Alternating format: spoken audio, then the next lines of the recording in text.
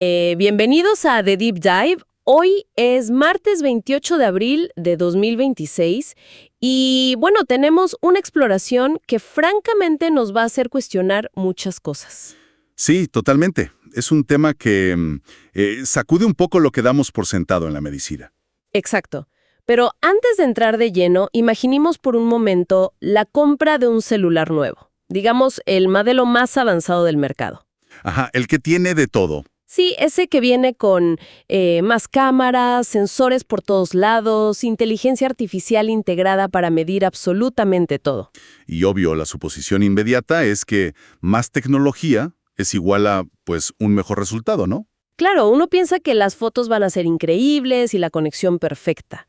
Pero, ¿qué pasa si prender todas esas funciones gasta tanta batería y memoria que el teléfono de repente se apaga justo cuando hay una emergencia? Te quedas sin lo principal. Exacto. ¿Qué pasa cuando la tecnología, que se supone que está ahí para optimizar, termina arruinando la función principal para la que fue creada? A ver, analicemos esto, porque solemos pensar que en medicina más tecnología siempre es la respuesta. Y es una paradoja enorme. Fíjate, en el mundo de la medicina reproductiva, esto está causando un terremoto ahora mismo. Y de eso va nuestra exploración detallada de hoy. Quienes nos escuchan deben saber que nos basamos en una presentación médica sumamente controvertida, de la doctora Sonia Ghett. Así es. La doctora Ghett es una especialista en fertilidad muy reconocida y es la directora de educación médica en el Center for Human Reproduction, el CHR, en Nueva York. Y su investigación, yo quedé muy impactada al leerla, plantea algo súper contraintuitivo. Ella dice que en la fecundación in vitro, añadir todos estos filtros tecnológicos avanzados en realidad está perjudicando a las pacientes. Y no a cualquier paciente, sino a las que tienen los pronósticos más difíciles, las que más ayuda necesitan. Espera, pero, esto va en contra de todo lo que nos venden, ¿no? La narrativa típica es que una clínica con las incubadoras más caras, cámaras en tiempo real, pruebas genéticas, pues es el estándar de oro. Claro, se vende como la solución definitiva. Pero la doctora Yongik pone esta idea bajo una lupa muy crítica. Su argumento central es que usar toda esta tecnología para elegir al candidato perfecto es en realidad una hipótesis que no está validada. ¿No está validada? ¿Cómo así? O sea, para pacientes jóvenes, digamos, con una reserva ovárica alta, donde tienes 10 o 15 embriones en el laboratorio, pues sí, la tecnología te ayuda a encontrar al mejor más rápido. Ajá, porque hay de dónde escoger. Exactamente. Pero en pacientes con reserva ovárica disminuida o de edad materna avanzada, esta supuesta selección se convierte simplemente en una exclusión. O sea, terminan descartando embriones. Aclaremos ese término rápido. La reserva ovárica disminuida. Estamos hablando de pacientes que por edad o condiciones médicas producen muy pocos óvulos, ¿verdad? Sí, tal cual. Una paciente mayor de 40 años, por ejemplo, podría producir solo 3 o 4 óvulos, en vez de 15. Claro. Y aquí es donde la doctora establece una premisa biológica que es inamovible. El potencial reproductivo de esos embriones ya es fijo desde el momento de la extracción. Toda la maquinaria del mundo no puede inyectarles un potencial de vida que no tienen. La tecnología no cura entonces, solo clasifica. Exacto. La tecnología no mejora al embrión. Pero entonces, si solo clasifica, ¿por qué la industria insiste en aplicar todo esto a pacientes que tienen tan pocos embriones? Si no hay mucho que elegir, ¿qué sentido tiene someterlos a filtros tan agresivos? Bueno. La respuesta a eso está en cómo la industria de la fertilidad mide el éxito. Es un problema puramente matemático. A ver, explícame eso porque suena súper injusto. Lo es. Para que las clínicas luzcan bien en las estadísticas nacionales o en sus folletos, se enfocan en una métrica específica: la tasa de embarazo por transferencia. O sea que quieren decir, de cada transferencia que hacemos, casi el 100% resulta en embarazo. Claro, quieren que esa fracción se vea perfecta. Y para lograrlo, evitan a toda costa transferir embriones que ellos consideran de bajo pronóstico. ¡Wow! Entonces, someten esos pocos embriones a cultivos muy prolongados en el laboratorio y a filtros genéticos. Y como son embriones frágiles, muchos mueren en el proceso. Mueren antes de llegar al útero. Exacto. Y entonces la clínica le dice a la paciente: bueno, lo sentimos, no hubo embriones aptos, cancelamos el ciclo. Nunca hubo transferencia. ¡Qué locura! O sea, nunca transfirieron nada, así que ese fracaso no les mancha la estadística perfecta de embarazo por transferencia. Lo has entendido perfecto. La estadística de la clínica queda impecable, pero la paciente se va con las manos vacías. Es una barbaridad. Y por eso la doctora insiste en que la métrica honesta debería ser otra, ¿no? La tasa de nacimientos vivos por ciclo iniciado. Exacto. Desde el día 1 que empiezas la medicación, ¿cuál es tu probabilidad real de llevar un bebé a casa? Pensemos en esto con una analogía, porque te la pongo así. Es como el proceso de selección para un equipo de básquetbol. A ver, Si solo dejas jugar a los atletas que tienen números perfectos en el papel y echas a los demás antes de que siquiera pisen la cancha, tu tasa de victorias por jugador que sí jugó se va a ver increíble. sí, los números de los que quedaron son impecables. Pero acabas de tirar a la basura al jugador novato y tenaz que igual y se esforzaba y te ganaba el campeonato. Lo fascinante aquí es que tu analogía da justo en el clavo. Estas técnicas realmente solo han demostrado reducir el tiempo para lograr el embarazo en quienes ya tienen un pronóstico excelente. En las demás, solo suman costos financieros y un peso emocional terrible. Sí, por las oportunidades perdidas. Es que, imagínate, si llevamos esto a algo agrícola, digamos. Es como si tienes pocas semillas y para ver cuáles son las mejores, las metes en un horno, a ver si sobreviven. Las quemas y dices, uy, no servían. Cuando en realidad si las hubieras plantado en tierra fresca desde el principio, seguro alguna germinaba. Exacto. Y esto me lleva a algo que me pareció súper interesante en la investigación. El debate entre el laboratorio y el útero materno. El famoso debate del día 3. Este es un punto crítico en el trabajo de la doctora Goetz. Sí, porque yo la verdad había leído que en la industria hay un consenso absoluto de que siempre hay que esperar al día 5, que hay que dejar al embrión crecer en la incubadora hasta ser un blastocisto, porque eso imita el tiempo natural. Esa es la narrativa oficial, sí. La idea es imitar el tiempo que el embrión tarda en viajar por las trompas de falopio. Pero la doctora dice que esta prisa por llegar al día 5 está lastimando a las pacientes. ¿Por qué? Es una cuestión puramente biológica y energética. Un laboratorio, por muy avanzado que sea, con sus placas de Petri y fluidos artificiales, es un entorno sumamente hostil. No es el cuerpo humano, por supuesto. Exacto. No tiene el diálogo químico ni las fluctuaciones microscópicas del cuerpo de una madre. Y dividirse celularmente le cuesta muchísima energía al embrión. Y las pacientes mayores tienen menos energía en sus óvulos, ¿cierto? Las mitocondrias y todo eso. Tal cual.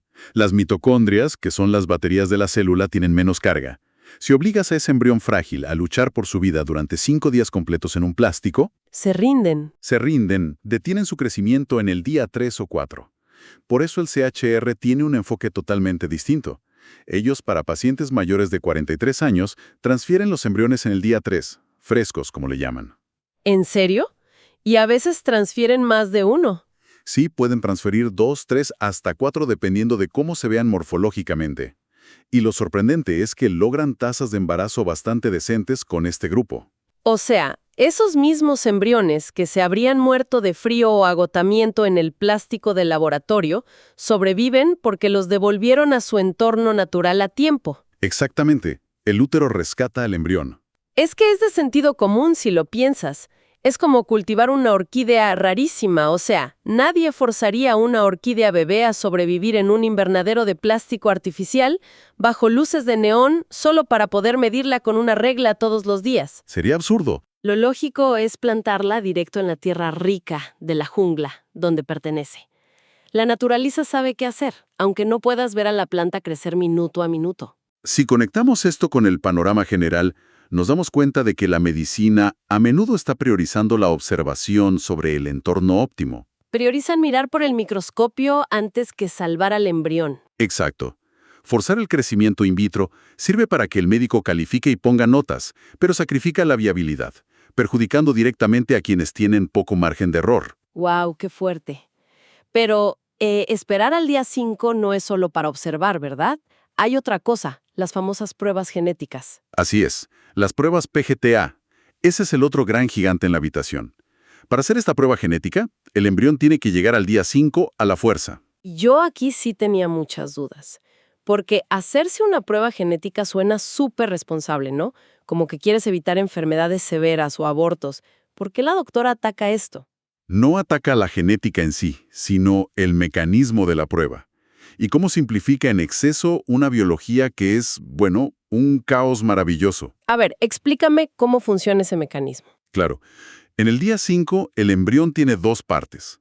La masa celular interna, que será el bebé, y el trofoectodermo, que es la capa externa, que será la placenta. Ajá, ok. Para no lastimar al futuro bebé, el embriólogo arranca o biopsia unas 5 células de esa capa externa. Del tejido de la placenta. Y asumen que esas 5 células de afuera representan a todo el embrión de adentro. Ese es exactamente el error. Esa suposición es biológicamente defectuosa. Hay algo que se llama mosaicismo. Mosaicismo. Sí, cuando el embrión se divide muy rápido, comete errores genéticos temporales. Pero el embrión es muy inteligente y a menudo se corrige a sí mismo. ¿Y cómo lo hace? Expulsa las células malas hacia la capa externa, hacia la placenta, para proteger a la masa interna. No me digas, o sea que usa la capa externa como un basurero para las células defectuosas. Es una metáfora perfecta, sí, un basurero. Entonces, la placenta puede tener células anormales, pero el feto es cromosómicamente perfecto. Pero si la prueba PGTA agarra su muestra justo de ese basurero. El algoritmo grita anormal y la clínica descarta el embrión completo. A la basura. ¡Qué barbaridad! Aquí es donde se pone realmente interesante. O sea, basándose en un sistema defectuoso, están destruyendo embriones que en realidad iban a ser bebés sanos. Y no es una teoría conspirativa. Los datos del CHR lo comprueban. Llevan más de una década recibiendo a pacientes que fueron rechazadas en otras clínicas porque sus embriones salieron supuestamente anormales en la prueba. Pacientes que buscaron una segunda opinión, digamos. Sí, el CHR habla con ellas, evalúan el riesgo y transfieren esos embriones etiquetados como anormales. El resultado: docenas y docenas de nacimientos de bebés completamente sanos. ¡Qué coraje, de verdad! O sea, eran falsos positivos todo el tiempo.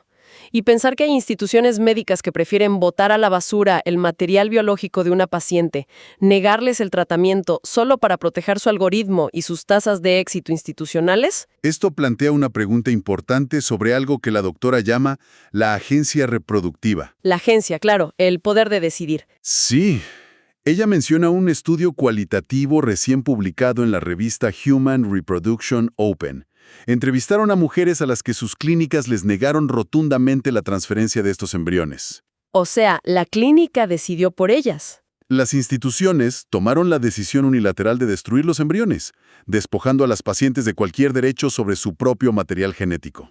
Es como si un doctor te encuentra una manchita rara en un examen de rutina y, sin preguntarte, te extirpa el órgano sano solo para que sus estadísticas de prevención se vean bonitas. La decisión final tiene que ser del paciente. Exactamente. Una vez que te explican los riesgos reales y las fallas de la prueba, tú deberías decidir, pero estas clínicas tienen políticas casi discriminatorias. Yo leí en la investigación que hay lugares, incluso en ciudades como Nueva York, que de plano no te dan ni la primera cita si tienes más de 43 años y quieres usar tus propios óvulos. Te cierran la puerta en la cara. O te obligan a usar óvulos de una donante joven, o te vas. Porque aceptar un caso difícil les baja el promedio. Es indignante. Literalmente. La doctora Goetz tiene una metáfora buenísima para estas clínicas. Ella dice, si solo dejas que los corredores olímpicos participen en la carrera, tienes muchísimas posibilidades de ganar. Pero entonces nadie más está corriendo. ¡Claro!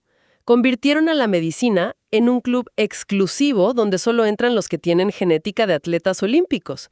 Y a las mujeres reales, que de verdad necesitan a la ciencia para lograrlo, las obligan a buscar lo que la investigación llama centros de último recurso. Como el CHR. Y los números del CHR para el año 2025 son alucinantes porque demuestran que estas mujeres no son causas perdidas. A ver, cuéntanos de esas métricas porque yo quedé sorprendida. Fíjate, en 2025, la edad media de todas las pacientes de esta clínica fue de 43 años. Y en su grupo de edad avanzada, la media fue de 47 años. 47. Pacientes que nadie más quería ni voltear a ver. Totalmente rechazadas por el sistema.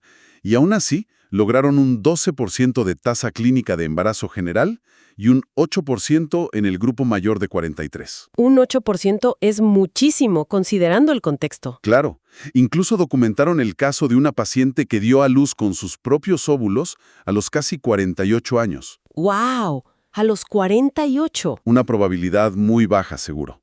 Pero como dice la doctora Goethe, una probabilidad baja no es lo mismo que ninguna probabilidad. Me encanta esa frase.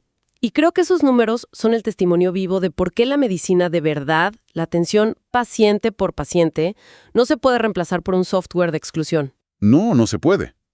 Entonces, si sintetizamos todo esto que aprendimos hoy de las fuentes, creo que la gran lección es que tenemos que cuestionar esta adopción ciega de la tecnología.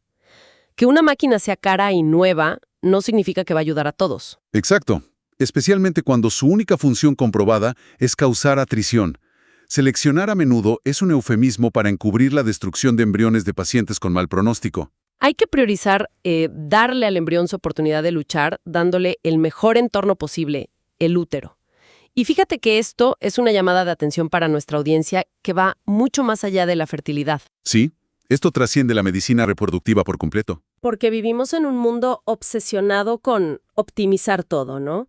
Si pides un crédito, si buscas trabajo, todo pasa por un embudo de eficiencia algorítmica. Y las instituciones prefieren descartar algo complejo antes que lidiar con lo humano.